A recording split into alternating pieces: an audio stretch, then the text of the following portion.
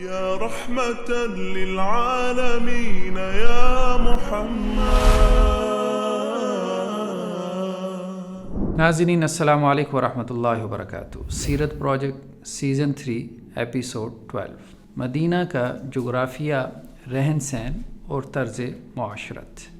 مدینہ سے مراد مدینۃ النبی ہے، یعنی نبی کریم صلی اللہ علیہ وسلم کا شہر. اسے اب عرف عام میں مدینہ منورہ بھی کہتے ہیں. اس کا پرانا نام یثرب تھا، لیکن آپ علیہ الصلاۃ والسلام کی ہجرت کے بعد یہ مدینہ کہلایا. دین اسلام میں یہ مکہ مکرمہ کے بعد دوسرا مقدس شہر ہے جو محمد رسول اللہ صلی اللہ علیہ وسلم کی جائے ہجرت بھی ہے اور جائے وفات بھی. اور یہیں آپ علیہ السلام اپنے دو قریبی ساتھیوں حضرت ابوبکر اور عمر رضی اللہ عنہما کے ساتھ مدفون ہیں. مدینۃ النبی مکہ مکرمہ سے شمال میں 400 کلومیٹر اور ساحل سمندر یعنی بحر احمر ریڈ سی سے مشرق میں 150 کلومیٹر کے فاصلے پر واقع ہے. مورخین کے نزدیک تقریباً 1000 قبل مسیح میں اس شہر کی بنیاد رکھی گئی تھی. یہاں پہلے عمالقہ آباد تھے، اس کے بعد کچھ یمنی عرب قبائل اور پھر یہود آ کر آباد ہوئے. یہود کی مدینہ آمد 2 صدی عیسوی میں ہوئی تھی. 3-4 صدی ہجری میں یہاں اوس اور خزرج کے یمنی عرب قبائل بھی آ کر آباد ہوئے، اور ہجرت سے تقریباً 120 برس پہلے تک وہ مدینہ میں غالب آ چکے تھے. یہود کے 3 قبائل مدینہ میں آباد تھے: بنو قینقاع، بنو نصیر اور بنو قریظہ. بنو قینقاع خزرج کے حامی تھے، جبکہ بنو نصیر اور بنو قریظہ اوس کے حلیف تھے. اوس اور خزرج کی جنگوں میں یہی یہودی قبائل اپنے حلیفوں کا ساتھ دیا کرتے تھے. اوس اور خزرج کی لڑائی 120 برس تک جاری رہی. آخری لڑائی جنگ بعاث تھی، جو ہجرت سے تقریباً 5 برس پہلے لڑی گئی تھی. اس لڑائی میں اوس اور خزرج کے تقریباً سارے بڑے سردار مارے گئے تھے، یہاں تک کہ دونوں قبائل کے بزرگوں نے یہ طے کیا کہ انہیں اپنا ایک بڑا بنا لینا چاہیے کہ جس پر دونوں کا اتفاق ہو، کہ اسی تدبیر سے اس باہمی جنگ و جدال کو روکا جا سکتا ہے جو ان کی نسلوں کو مٹا دے گا. اس غرض سے عبداللہ بن ابی پر دونوں قبائل کا اتفاق ہو گیا تھا، لیکن ابھی حلف نہیں لیا گیا تھا کہ بیعت عقبہ اولیٰ اور بیعت عقبہ ثانیہ کے نتیجے میں اوس اور خزرج کے لوگوں نے اسلام قبول کیا اور آپ علیہ الصلاۃ والسلام کی اطاعت کی بیعت کر لی. بعض روایتوں میں یہ بھی ہے کہ عبداللہ بن ابی کی تاج پوشی کے لیے تاج بھی تیار ہو چکا تھا، لیکن اس میں ایک قیمتی موتی لگنے والا رہتا تھا. یہ موتی ایک یہودی سونار یوشا سے خریدا جانا تھا، لیکن اس یہودی نے موقع مناسبت دے کر اس موتی کی قیمت بہت زیادہ مانگ لی تھی، اس لیے یہ معاملہ مؤخر ہو گیا تھا. اوس اور خزرج بعد میں انصار کہلائے کہ انہوں نے رسول اللہ صلی اللہ علیہ وسلم کی نصرت کی تھی. اوس کا معنی بھیڑیا اور خزرج کا شیر ہے. عام طور پر عرب یہود کو ثعالب یعنی لومڑ کہتے تھے، کیونکہ یہ عربوں میں جنگ کی آگ بھڑکاتے رہتے تھے تاکہ خود کو محفوظ رکھ سکیں. 70 عیسوی میں ٹائٹس رومی کے ہاتھوں فلسطین کے یہودیوں کی تباہی اور بربادی کے بعد یہود دنیا میں بکھر گئے اور کافی سارے یہود عرب میں بھی نکل آئے. بعض مورخین کے بقول 132 سے 135 عیسوی کے مابین ان کا ایک گروہ حجاز میں پہنچا. بنو نذیر اور بنو قریظہ تو مہاجر تھے، لیکن بنو قینقاع کے بارے اختلاف ہے کہ وہ مقامی عرب تھے کہ جنہوں نے یہودیت قبول کر لی تھی یا پھر وہ بھی مہاجر ہی تھے. یہود تقریباً 20 قبائل میں موجود تھے اور ان کے جنگی مردوں کی تعداد 2000 سے اوپر تھی. یہودی اپنے محلوں میں رہتے تھے. انہوں نے گڑیاں بنا رکھی تھیں جو کہ 70 کے قریب تھیں، اور گڑی حویلی کی طرح ہوتی تھی کہ جس میں اناج کے گودام بھی ہوا کرتے تھے. گڑیوں کے دروازوں پر بازار بھی لگا کرتے تھے. مدینہ میں کئی ایک بازار تھے کہ جن میں بنو قینقاع کا بازار معروف تھا. بنو قینقاع سونے چاندی کا کام کرتے تھے، بلکہ اسلحے کی مارکیٹ بھی انہی کے پاس تھی. بعض مکانات 2 منزلہ بھی ہوا کرتے تھے. بنو قینقاع انصار کے پڑوسی تھے، جبکہ بنو نذیر اور بنو قریظہ مدینہ سے باہر 2-3 میل کے فاصلے پر آباد تھے. انصار زیادہ تر زراعت پیشہ تھے. کھجور اور انگور کی فصل عام تھی. گندم اگرچہ کم تھی، لیکن سبزیاں وغیرہ کاشت ہوا کرتی تھیں.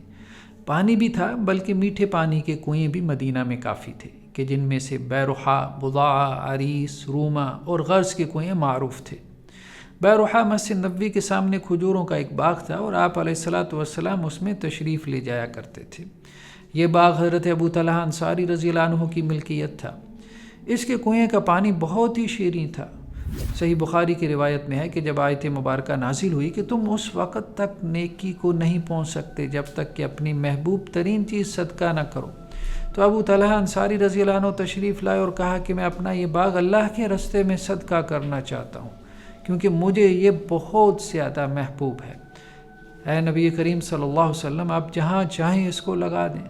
آپ علیہ الصلوۃ والسلام نے کہا یہ تو بہت ہی مفید تجارت ہے جو تم کرنا چاہتے ہو، اور میری رائے یہ ہے کہ تم یہ باغ اپنے رشتہ داروں پر صدقہ کر دو۔ انہوں نے وہ باغ اپنے رشتہ داروں پر صدقہ کر دیا۔ عریس کا کنواں قباء کے پاس تھا اور اس کنویں کے ساتھ بھی ایک باغ تھا۔ صحیح بخاری ہی کی روایت میں ہے کہ ایک مرتبہ آپ اس باغ میں جا کر اس کنویں کی منڈیر پر بیٹھ گئے۔ تھوڑی دیر بعد حضرت ابو بکر آئے تو ان کو جنت کی بشارت دی، اس کے بعد حضرت عمر آئے تو ان کو جنت کی بشارت دی، اس کے بعد حضرت عثمان آئے تو ان کو جنت کی بشارت دی، اور ساتھ میں یہ بھی بتلایا کہ انہیں ایک آزمائش پہنچے گی۔ یہ تینوں حضرات آپ علیہ الصلوۃ والسلام کے ساتھ اس کنویں کی منڈیر کے اوپر بیٹھ گئے۔ حضرت ابو سعید خدری رضی اللہ عنہ سے روایت ہے کہ آپ سے بضاع کے کنویں کے بارے میں وضو کرنے کے حوالے سے سوال ہوا کہ کیا ہم اس سے وضو کر سکتے ہیں، اور اس کی وجہ یہ تھی کہ اس کنویں میں نجاست اور گندگی گر جایا کرتی تھی۔ آپ علیہ الصلوۃ والسلام نے جواب دیا کہ پانی پاک ہے اور اسے کوئی چیز نجس نہیں کر سکتی، یعنی تم اس کنویں کے پانی سے وضو کر سکتے ہو۔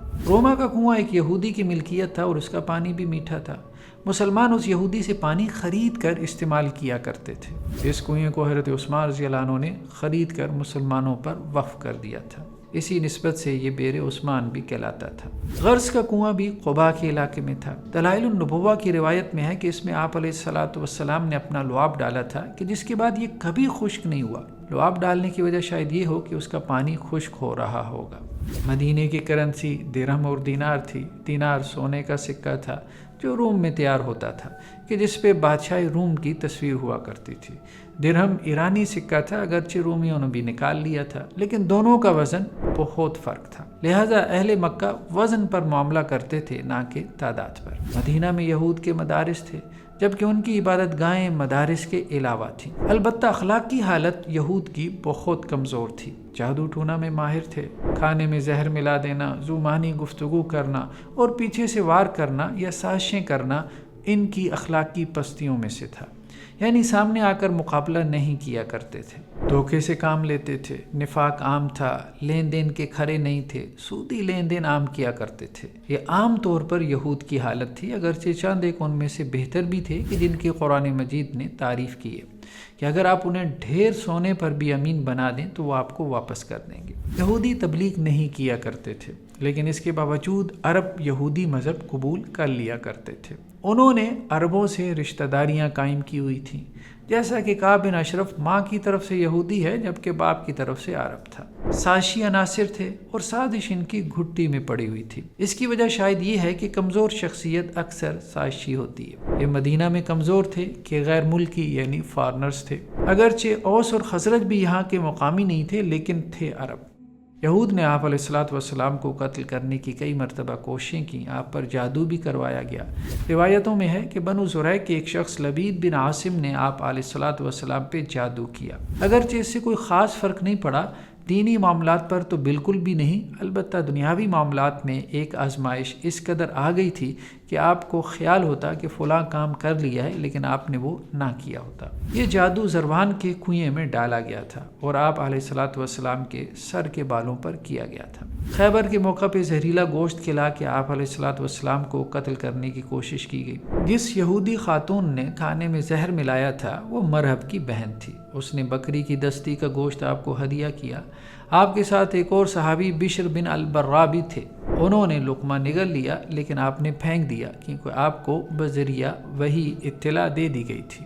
بعد میں ان صحابی کی وفات پر قصاص میں اس خاتون کو قتل کر دیا گیا۔ صحیح بخاری کی روایت میں ہے کہ آپ اس لقمے کی تکلیف رحلت تک محسوس کیا کرتے تھے، اور آپ علیہ الصلوۃ والسلام نے فرمایا کہ جو لقمہ میں نے خیبر میں لیا اس کی تکلیف آج تک محسوس کر رہا ہوں، اب اس نے میری شہرک کاٹ دی ہے۔ اس لیے آپ کی وفات شہادت کی وفات ہے، یہ بعض اہل علم کا قول ہے۔ ابن ہشام کی روایت کے مطابق بنو عامر اور بنو نذیر میں معاہدہ تھا۔ بنو نذیر کے ایک شخص عمرو بن امیہ ضمری نے بنو عامر کے 2 لوگوں کو قتل کر دیا۔ آپ بنو نذیر کے پاس گئے تاکہ وہ مقتولین کی دیت ادا کریں۔ انہوں نے آپ علیہ الصلوۃ والسلام کو اچھی طرح خوش آمدید کہا اور ایک حویلی کے دیوار کے سائے میں بٹھایا اور خود علیحدہ ہو گئے کہ ہم مشورہ کر کے آپ کو بتلاتے ہیں۔ اکیلے ہو کر انہوں نے آپسی میں کہا کہ دیوار کے اوپر چھت سے کوئی شخص بھاری پتھر آپ علیہ السلام پر گرا دے۔ ایک بدبخت عمرو بن جحاش بن کعب اس کے لیے تیار ہوا۔ حضرت ابوبکر، عمر اور علی رضی اللہ عنہم بھی ساتھ تھے۔ آپ کو بذریعہ وہی خبر ہوئی، آپ وہاں سے اٹھ کر مدینہ چلے آئے اور بنو نذیر کے خلاف جنگ کی تیاری کا حکم دیا۔ نبی کے قتل کی کوشش کرنا یا سازش کرنا یا نبی کی ریاستی سطح پر توہین کرنا اعلان جنگ کے مترادف ہوتا ہے۔ اس اعلان جنگ کے نتیجے میں بنو نذیر کو جلا وطن کر دیا گیا اور یہ خیبر میں جا کر آباد ہوئے۔ مدینہ بنیادی طور ایک صحرائی نخلستان ہے جو آتش فشاں پہاڑوں سے گھرا ہوا ہے۔ مدینہ کے دونوں اطراف میں حرے ہیں، حرۃ الوبرہ اور حرہ واقم۔ ایک قول کے مطابق حرہ واقم کی طرف سے یزید کی فوج نے مدینہ پر حملہ کیا تھا، اس لیے اسے واقعہ حرہ کہتے ہیں۔ حرہ پتھریلی زمین کو کہتے ہیں، یہ آتش فشاں پہاڑ ہیں۔ منات یہاں کا پسندیدہ بت تھا۔ منات جبل قدید کے پاس موجود تھا۔ کہا جاتا ہے کہ منات کا لفظ منان سے ہے، اللہ عالم۔ لات اہل طائف کا بت تھا، جبکہ عزا اہل مکہ کا بت تھا۔ مکہ کی نسبت مدینہ میں بت کم تھے۔ انصار میں عام تھا کہ جس عورت کے بچے زندہ نہ رہتے تھے تو وہ نظر مانا کرتی تھی کہ اگر زندہ رہا تو یہودی مدرسے کو وقف کر دے گی۔ یہ دوسری صدی عیسوی کے تصورات ہیں جو شام میں پائے جاتے تھے اور وہاں سے مدینہ کے یہودیوں میں در آئے اور ان سے پھر آگے انصار میں۔ عمرو بن لحی شام ہی سے بت لے کر آیا تھا، لیکن عربوں نے ان بتوں کو بھی اپنے کلچر کا رنگ دے دیا تھا۔